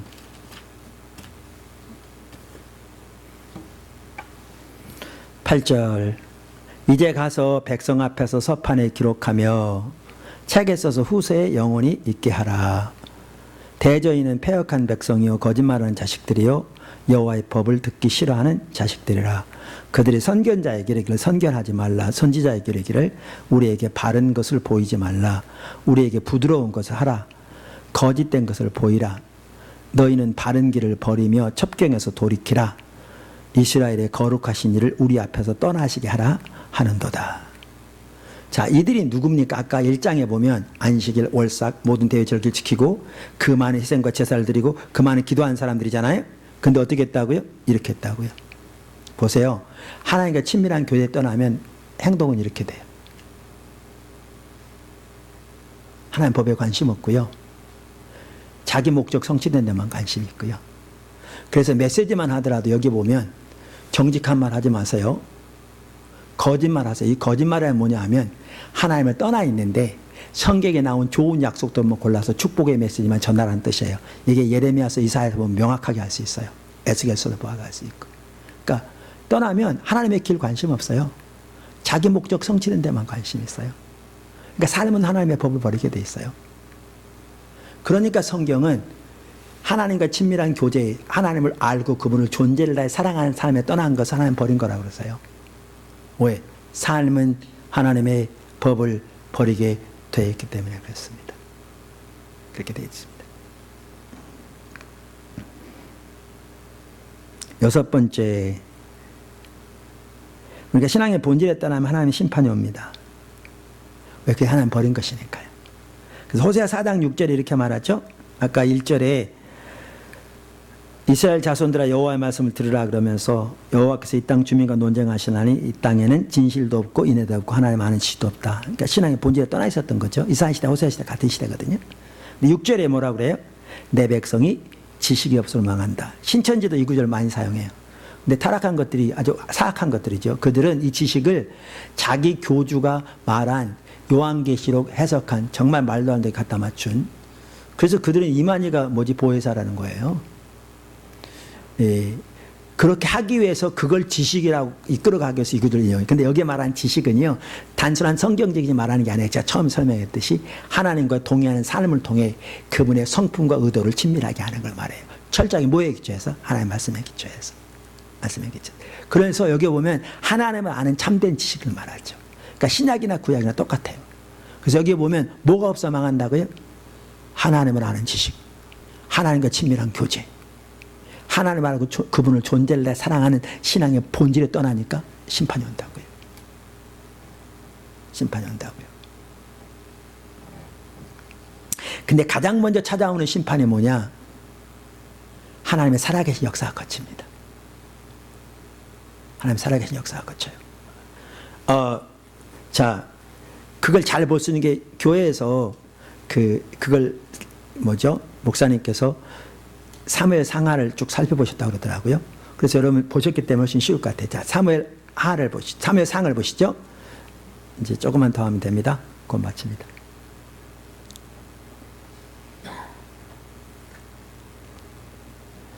이 장 보실래요?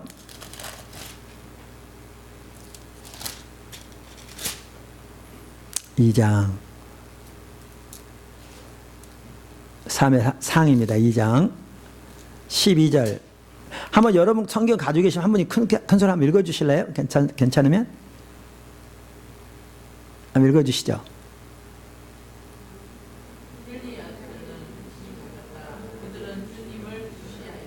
주님을 뭐라고 써 있어요? 무시하였다 이렇게 돼 있죠. 근데 원래 이렇게 원어에는 그렇게 돼 있는 것 같아요. 여기 엘리 아들 행실이 나빠 여호와를 알지 못하더라 이렇게 돼 있어요. 그들이 하나님을 어떻게 했다고요? 몰랐다고요. 그러니까 이 말이 아까 똑같은 얘기예요. 이들이 오늘날로 말하면 신학교 안 다녔다는 얘기가 아니고요. 교육 공부 안 했다는 게 아니라 하나님을 아는 참된 지식이 없었다. 하나님과 친밀한 교제에 떠나 있었다. 그 말했죠. 보세요. 하나님과 친밀한 교제에 떠나니까 어떻게 했죠? 그들은 금방 그들의 삶은 하나님의 법을 버리잖아요. 하나님께 드린 제사를 짓밟아서 뺏어다가 자기 뱃속 채우고 여자 사들과 음란을 하고 이렇게 되는 거죠. 자, 그러면서 이렇게 하나님을 떠나니까 심판이 올 것을 말씀하시죠. 2장 30절 이렇게 말하죠. 그러므로 이스라엘 하나님 나 여호와가 말하노라 내가 전에 내 집과 내 조상의 집이 내 앞에 영원히 행하리라 하였으나 이제 나 여호와가 말하노니 결단코 그렇게 하지 아니하리라. 나를 존중히 여기는 자를 내가 존중히 여기고 나를 멸시하는 자를 내가 경멸하리라. 이 말은 심판이 올 텐데 엘리가 하나님을 존중한다는 거예요? 멸시한다는 거예요? 멸시한다는 거잖아요. 그러니까 보세요. 여기도 명확합니다. 하나님을 아는 참된 지식에 떠나는 게 성경이 하나님을 멸시하는 겁니다. 그리고 아까 우리가 이사야서 1장 30절에 뭘 보았냐면 하나님을 버린 것과 하나님을 멸시하는 게 같은 뜻인 걸 보았습니다. 아까 여기 보시면 자, 여러분 엘리에 대해서 살펴보셨을 텐데 이거 아시죠? 엘리는 잘 가르친 사람인 거 아시죠? 사무엘에게 하나님이 나타나셔서 사무엘을 불렀어요. 3번이나. 근데 사무엘은 하나님인지 모르고 엘리 찾아갔어요. 3번째 왔을 때 엘리가 하나님이 부르신 걸 깨달았어요. 그래서 이렇게 말해요. 가서 하나님이 너에게 나타나 부르시거든 종이 됐사오니 말씀하옵소서. 그렇게 하나님께 말하고 엎드려라.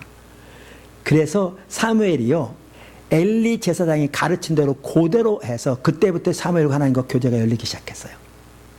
그러니까 엘리는 잘 가르쳤어요. 뿐만 아니라 이거 아시죠? 자식들이 그렇게 악한 일을 할 때 엘리가 꾸짖었어요? 안 꾸짖었어요? 여러분 사무엘 상하 보셨는데 꾸짖었어요? 안 꾸짖었어요? 꾸짖었죠? 꾸짖었는데 아들들이 안 들었죠? 그렇죠? 자, 꾸짖었어요? 잘 가르쳤어요? 그 다음에 사무엘이 태어난 게 누구의 기도받고 태어났죠? 엘리 기도받고. 그 다음에 사무엘을 하나님께 드렸더니 매년 와서 어머니 한나가 섬기는데 불쌍히 여기서 또 축복해 주잖아요. 그 다섯 명이 자녀가 나오잖아요. 보세요. 하나님이 2번씩이나 일을 통해 역사하셨어요. 종교심은 누구보다 뛰어나가지고요. 나중에 언약궤를 내어주는데 언약궤 때문에 안절부절하고 있다가 전쟁 때 소문이 오는데 대패했다고 그러면서 3만 명이서 죽었다고 그러고 엘리의 2 아들도 죽었다고 그래요. 근데 보세요. 자기 아무리 나이가 많아도 자기 2 아들이 죽었다고 그러는데 견뎠는데 언약궤를 빼앗겠다고 하는 소식 듣고 충격받아 뒤로 넘어졌어요. 죽었어요. 자, 그러면 생각해 보세요. 전쟁터에 자기 2 아들이 죽었다는 소식을 들었을 때보다 언약궤를 빼앗겼다는 소식을 들었을 때 더 큰 충격을 받았다면 우리가 일반적으로 생각한다면 엘리는 하나님 존중한 자입니까? 멸시한 자입니까? 존중한 자잖아요. 가르치고 잘 가르쳤고 능력도 나타났고. 근데 하나님은 지금 엘리를 존중한 자에 둡니까? 멸시한 자에 둡니까? 멸시한 자에 두잖아요. 그럼 우리는 이렇게 생각할 수 있어요. 아, 하나님의 기준은 너무나 높다. 누가 그 기준에 달할 수 있느냐 이렇게 생각할 수 있어요. 근데 전혀 그렇잖아요. 하나님 우리의 처지를 아신 분이죠. 할렐루야. 그럼 뭐가 문제인데요? 자, 여기 2장 30절 한번 보세요. 아까 3절 2장 29절 거기 해답이 나와요. 심판하시면서 여기 보시면 29절 너희는 어찌하여 여기 너희가 복수죠. 그렇죠? 그러니까 여기 누구를 가리켜요? 지금 엘리에게 한 말인데 복수니까 엘리와 아들들을 말하는 거잖아요. 어찌하여 내가 내 처소에서 명령한 내 재물과 예물을 밟으며 내 아들들을 이건 누구에게 한 말이죠? 엘리에게 나보다 더 중히 여겨 내 백성 이스라엘에 드리는 가장 좋은 곳으로 너희들을 여기 너희들은 누구예요? 엘리와 아들들 살지게 하느냐. 이걸 보면 뭘 할 수 있냐 이걸 볼 수 있어요. 자, 보세요. 아들들이 하나님께 드리는 예물을 짓밟아요. 무슨 말이냐면 하나님께 드리는 제사 재물 가져오면 어차피 화제에 남은 건 제사는 못신데도 못 기다려. 그러니까 좋은 거 시켜가지고 재물을 뺏어다가 좋은 거를 자기들 볶아먹고 뒤져먹고 스근사를 놓고 가는 거예요. 그 사람이 싹 내주면 안 돼요. 얘는 그렇게 하는 거예요. 그러니까 하나님께 드리는 예배를 짓밟았다. 누가? 아들들이. 꾸짖어서 안 꾸짖었어요? 꾸짖었어요. 근데 아들들이 들었어요? 안 들었어요? 안 들었잖아요. 자, 그럼 보세요. 엘리가 진정으로 하나님을 경외하는 자였으면요. 아들들이 하나님께 드리는 예배를 그토록 짓밟고 저렇게 영락하죠. 그들은 나이가 많아서 그들이 늙혀가지고 넘어져가지고 다리가 부러져가지고 움직이지 못하고 이런 일이 있을지 몰라도 용납하지 않아요. 근데 꾸짖었는데 안 들을 때 그대로 방치할 뿐만 아니라 저들이 그렇게 하나님께 예배를 짓밟아서 이렇게 먹고 이렇게 할 때 그걸 누구에게 해당되는 볼 수 있어요? 엘리에게. 그래서 엘리가 어떻게 해요? 같이 먹고. 여기 보실래요? 그렇게 잘 가르치고 능력도 나타나고 그 다음에 당연히 꾸짖었을지 모르지만 종교심이 뛰어났습니다. 그런 종교심이 반드시 하는 사람은 다릅니다. 바리새인들은 종교심이 뛰어나서 하는 사람은 했을지 몰라도요. 보세요. 했을지 몰라도 그의 삶은, 그의 행동은 하나님께 드린 예배를 짓밟는 조사였어요. 보세요. 하나님과 하는 참된 지식에 떠나면 행동은, 삶은 하나님의 법을 걸고 있어요. 인간 아무리 예수님 30년 되든 40년 되든 50년 되든 목사든 평신도든 집사든 장로든 권사든 인간 예가 없어요. 그래서 하나님은 신앙의 본질인 하나님의 친밀한 교제에 떠나는 그 상황을 버린 것 같아요. 성경. 왜? 삶은 하나님의 법을 버리게 돼 있어요. 제가 아까 그냥 지나갔는데 시간이 많지 않아서 조금만 하고 마칠게요. 제가 지금 시간을 거의 다 된 것 같은데 먼저 시간 때문에 아까 죄송합니다. 이사야 30장에 아까 제가 읽었잖아요. 그죠? 이사야서에 그렇게 많이 제사 희생을 드렸어요. 여기 보시면 뭐라고 되어 있냐. 그냥 넘어가서 한번 보시래요. 여기 보시면 이렇게 되어 있어요. 그냥 패역한 백성들이라고 해서 8절에 아까 가서 저들의 행동을 서판에 기록을 수세에 남기래. 그래서 이사야가 쓰여진 거예요. 그래서 9절은 이렇게 말해요. 패역한 백성이요 거짓말하는 자식들이요 여호와 법을 스키 취하는 자식들이요. 그러면서 10절에 뭐라고 하냐. 선지자 같은 뜻이에요. seers, prophets 그런 뜻이거든요. 선견자의 이르기를 선견하지 말라. 그러니까 이런 뜻이에요. 목회자들에게는 하나님의 말씀 전하지 마시겠다는 거예요. 저들이. 그 다음에 선지자의 이르기를 우리에게 정직한 말씀 전하지 마세요. 우리에게 거짓말하세요. 우리에게 부르도록만 하세요. 우리로 하여금 하나님의 길을 떠나게 만들어 주세요. 그래서 하나님 우리를 버리게 만들어 주게 말했다는 이 일이 써 있어요. 여러분 세번역 보시면 이렇게 써 있죠. 자 그러면 내 말 들어보세요. 자 그러면 하나 더 보세요. 이사야서 1장에 보니까 안식일 월사 모든 대회 절기 다 치겠다고 했잖아요. 그 많은 재물과 희생을 드렸다고 했잖아요. 그죠? 드렸어요. 그들이 많이 드렸어요. 그들이 선지자에게 이렇게 말했겠어요? 아니 하나님은 우리 버리게 만들어주세요. 이렇게 말할 것 같으면 뭔 때문에 이렇게 많은 재단을 드리는데? 말했겠어요? 안 했겠어요? 안 했겠죠? 누가 그 말했겠어요? 그럼 더 심각한 게 이거예요. 하나님을 저들이 하기도 하는 말을 했다고 그러시겠어요? 하나님 그러신 분인가요? 아니죠. 여기에 중요한 거 있어요. 이들은요, 입으로는 전혀 그렇게 말하고 있어요. 이게 심각해요. 입으로는 아무도 이렇게 말 안 했어요. 문제는 뭐냐면, 그들의 행동을 이렇게 말하고 있었어요. 그들 하나님의 법을 관심. 여러분, 오늘날 교회에서요, 당임 목사님, 후임 목사님 구한다. 그럴 때 신부감을 할 때, 우리는 거짓말하는 목회자를 원합니다. 이런 교회 있습니까? 그런 게 있으면 정신병자들이 모여있는 거죠. 어느 교회가 그렇게 합니까? 하나님의 말씀을 정직하게 전하는 목회자 원하는 다 그렇죠. 근데 문제는 목사님이 와서 예수님이 전하시잖아요. 하나님 중심적인 메시지를 전하니까 뒤틀려 싫어해. 나는 그거 관심 없거든. 나는 내 목적 이루어질 때만 관심이 있어. 나에게 부드러운 말 하나님과 나에게 축복의 메시지를 전하라니까 우리 세상이 얼마나 어느 교회에 빠져서 그런 말씀을 듣는다고. 나에게 복의 메시지를 전하라고. 이렇게 말을 안 할지 몰라도 행동은 표현하고 은근히 옆에서 이 교회만 있는 줄 아십니까? 등등 얘기하는 거예요. 이들과 똑같은 겁니다. 하나님을 버리면 우리 행동은 하나님을 버리게 됐습니다. 인간 예였습니다. 시대의 예였습니다. 어느 시대, 구약의 신약이건 교회사건 똑같습니다. 그래서 성경은 신앙의 본질에 떠나는 것을 하나님 버린 거라고 했습니다. 그래서 교리가 그렇다는 얘기가 아닙니다. 이런도 다 정성입니다. 당시에 이런도 다 정성이었습니다. 그런데 저들이 하는 말은 시기에 제 행동을 본받지 말라. 저들 말만 행치 않는다. 어느 시대는 다 똑같습니다. 행동이 버리는 거죠. 행동이. 여러분 오늘날 보세요. 우리가 하는 다 살아계신다고 다 말합니다. 우리가 선거라고 하나님께 선거라고 다 말합니다. 하나님께 서면 이 땅에 사는 것을 향한 것을 하나님께 선악간에 우리가 다 심판받을 거라고 말합니다. 우리들이 이 세 가지만 진짜 믿으면 오늘 교회는 절대로 갑니다. 이 세 가지라도 진짜 믿으면 오늘 목회자에게 50%만 30%만 아니 중진자에게 20%만 이 세 가지라도 진짜 믿으면 오늘 한국교회 절대를 오늘 다 믿는다고 합니다. 우리 행동은 전혀 그렇지 하지 않아요. 완전히 하나님. 우리 하나 버리는 걸 모릅니다. 왜? 여기는 종들이죠. 여기는 나름대로 주일날 교회가 빼놓지 않고 나오고 나름대로 11조 드리고 나름대로 봉사하니까 하나님 버렸다는 사실을 모르는 거죠. 이게 심각합니다. 이제 문제는 이겁니다. 이렇게 신앙의 본질에 떠나면 하나님 버린 거기 때문에 하나님 심판이 오는데 가장 먼저 찾아오는 심판이 뭐냐? 하나님의 살아계신 생명의 역사 거칩니다. 그 하나님의 살아계신 생명의 역사는 아까 신명기 3장에 살펴본 것처럼 우리가 신앙의 본질 가운데 거할 때 우리 가운데 나타나게 돼 있거든요. 함께하게 돼 있거든요. 그게 하나님 택하는 길이니까. 근데 여기 엘리 시대 보십시오.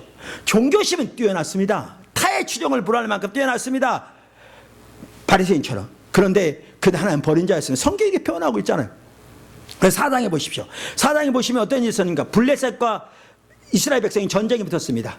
그래서 누가 이겼습니까? 여러분 다 배웠는데 블레셋이 이겼습니다. 몇 명 죽였습니까? 4,000명이나 죽었습니다. 엄청난 많은 숫자잖아요. 죽었습니다. 근데 여러분 그 당시에는요 신들의 전쟁입니다. 무슨 말이냐? 부족마다 나라마다 그들이 믿는 신이 있었고요. 여러분 그 당시 영화 보세요. 다 그랬어요. 있었고요. 어떤 전쟁이 붙으면 이 신들끼리 싸움한다고 그들은 믿었고요. 그래서 이긴 종족이 믿는 나라가 믿는 신이 더 센 참된 신이라고 믿어지는 그때입니다. 근데 천지를 창조하신 만군의 여호와 하나님 믿는 이스라엘 백성과 이방 신을 섬기는 블레셋이 싸웠는데 블레셋이 이긴 겁니다. 그랬더니 이게 심각한 사실이 나옵니다. 여기 사무엘상 4장을 보십시오. 거기에 보면 그렇게 했더니 이제 4장 2절 보십시오. 이렇게 나옵니다. 백성이 진영으로 돌아오며 이스라엘 장로들이 이르되 여호와께서 어찌하여 우리에게 오늘 블레셋 사람들을 패하게 하셨는고. 이게 심각한 게 뭔지 아십니까? 저들이 왜 졌는지를 아무도 모르고 있습니다. 여러분 제가 이 구절의 심각성을 좀 더 이해하려면요 이 구절 한 구절만 더 보면 됩니다. 제가 몇 분 안에 마치겠습니다. 조금만 더 기다려 주시면요 거의 다 됐습니다. 여러분 신명기 20장에 보면 율법에 하나님께서 전쟁에 나갈 때에 대해 약속을 주신 게 있습니다. 신명기 20장에 보면 이렇게 기록되어 있습니다. 이건 율법입니다. 하나님의 율법. 거기에 이스라엘 백성들에게 약속하신 약속이 나옵니다. 전쟁과 관련해서 이렇게 말하고 있습니다. 신명기 20장 1절부터 읽겠습니다.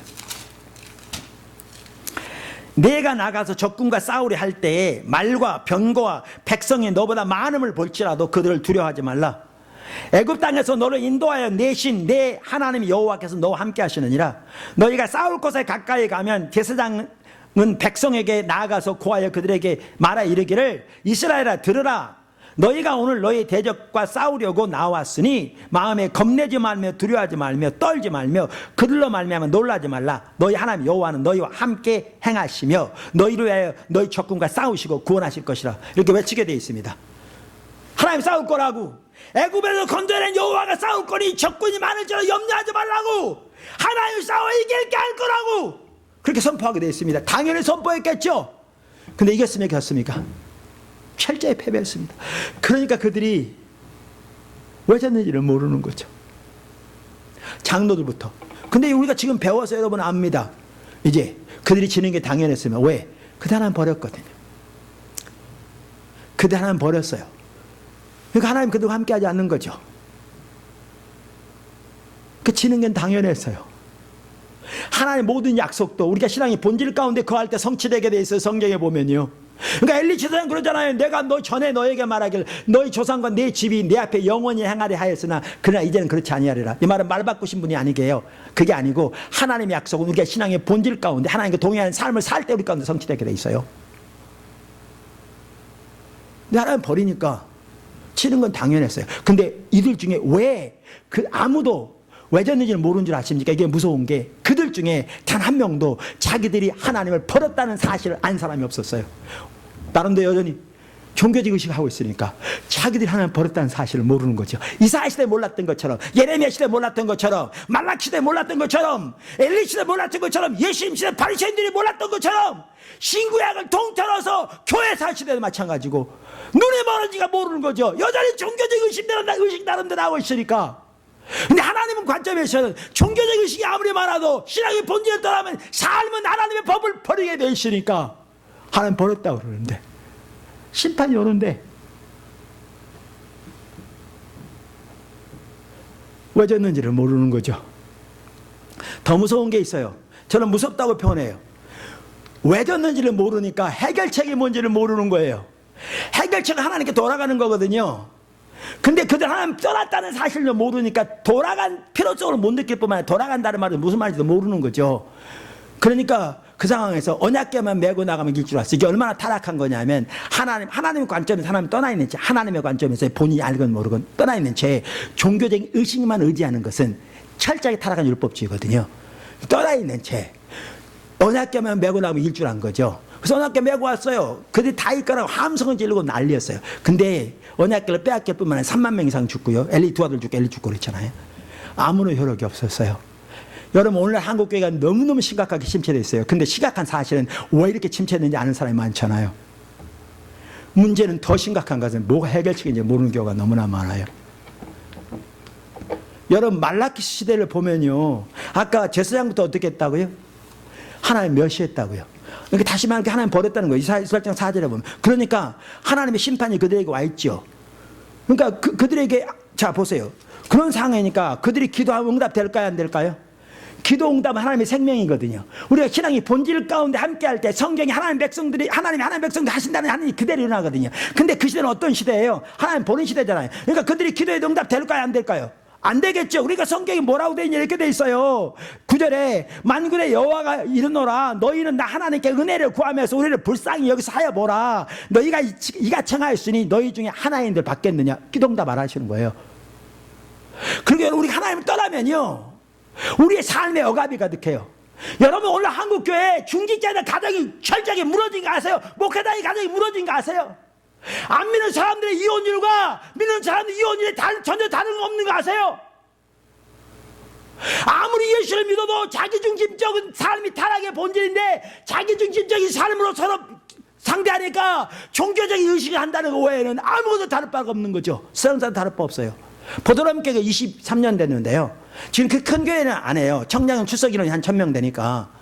그런데 지금까지 우리 이혼 포도나무께 있는 사람 중에 이혼한 사람은 2사람밖에 없어요. 회복된 사람이 더 많아요. 하나님과의 올바른 관계 회복돼야 사람과의 관계 회복돼요. 하나님 중심적으로 상대해야 회복된다고요. 하나님이 생명이 함께 한다고요. 근데 하나님과 함께하지 하나님을 떠난 상태, 종교의식과 프로그램과 교리는 남아있을지 몰라도 하나님 알고 존재를 살아가며 하나님의 길을 행하기를 추구하는 삶에 떠나면 하나님의 생명 역사 거치고 억압만 가득해요. 가정이 무너지고 예수 믿는 중직자들의 자녀이 교회를 떠나고 하나님을 등지는 경우를 오늘 한국교회는 너무너무 팽배해요. 우리는 거의 그런 걸 잘 몰라요. 왜냐하면 포도나무 지절적인 그런 사람 거의 없어요. 전혀 없는 거 알지 모르면 거의 없어요. 부모부터 하나님을 추구하면 자녀들의 삶의 변화가 있거든요. 놀라운 변화가 있어요.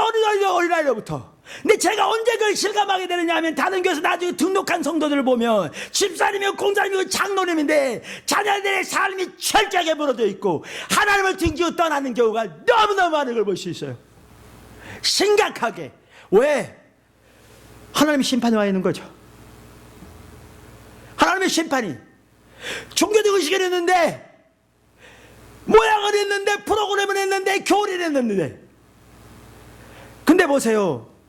그러니까 말라기시대 그런 시대였어요. 그러니까 억압이 가득하니까 어떻겠어요? 문제가 심하죠. 그러니까 그들이 심지어 어떻게 했다고 여기 써있냐면요, 2장 18절에 너희가 이런 일도 행하나니 곧 눈물과 울음과 탄식으로 여호와의 제단을 가리게 하는도다. 2장 18절입니다. 그러므로 여호와께 다시는 너희의 봉헌물을 돌아보지도 아니하시며 그걸 너희 손에서 기꺼이 받지도 아니하고. 이거 뭘 할 수 있냐면 억압이 있고 어렵고 힘드니까 그들이 어떻게 했냐면요, 하나님께 특별 헌금 제사를 드리면서 특별 기도를 하면서 얼마나 간절히 부르짖었는가.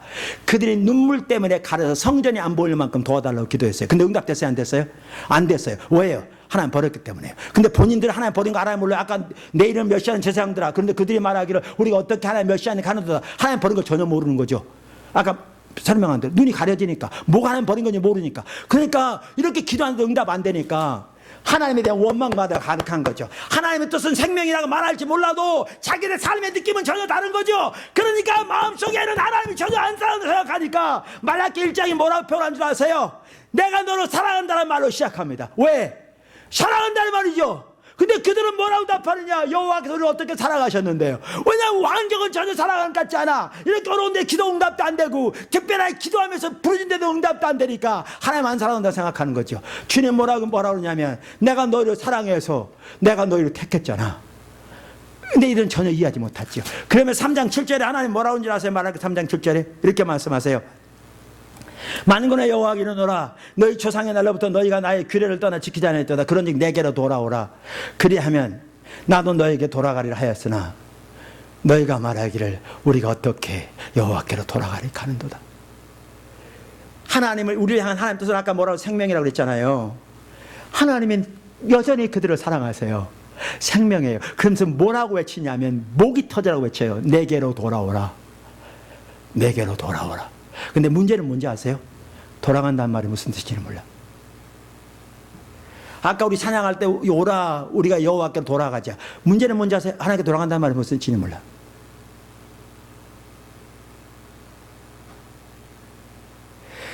그들은 자기들이 하나님 버렸다는 사실을 인식하지 못할 뿐만 아니라 그러니까 돌아갈 필요성을 인식하지 못할 뿐만 아니라 돌아간다는 말이 무슨 뜻인지를 인식하지 못하고 있어요. 오늘날 성도들이요 그런 사람 너무너무 많아요.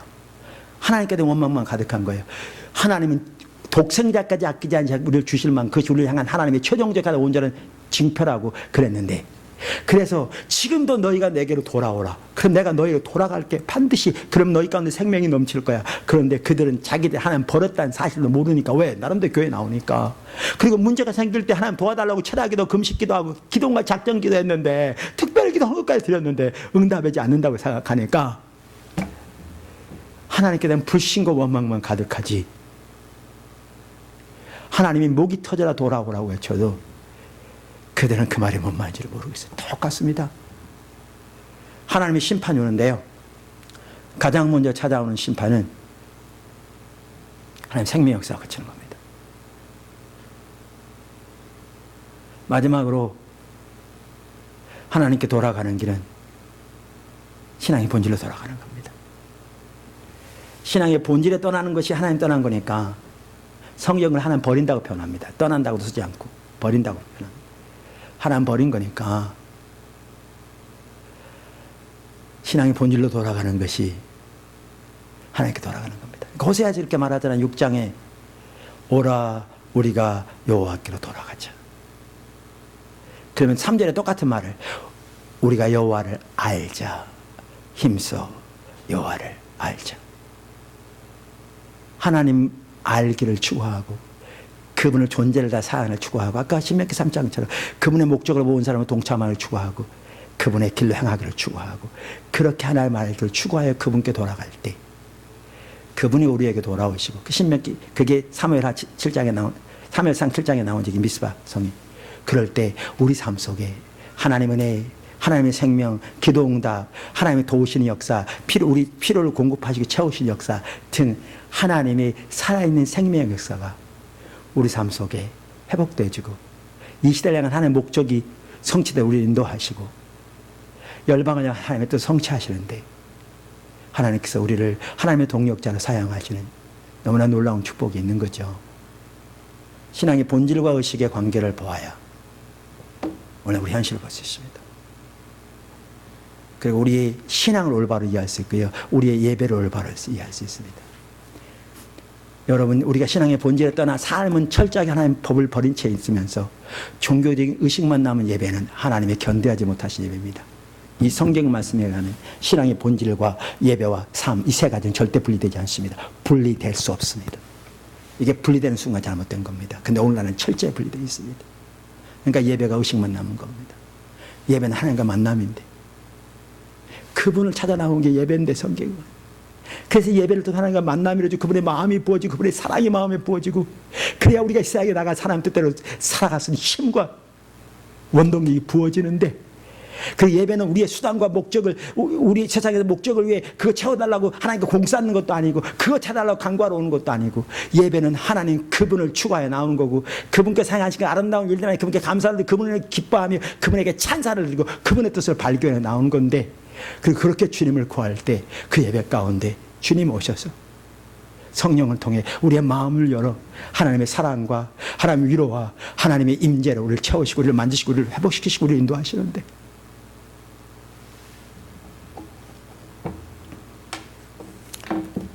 기도하겠습니다. 하나님 아버지,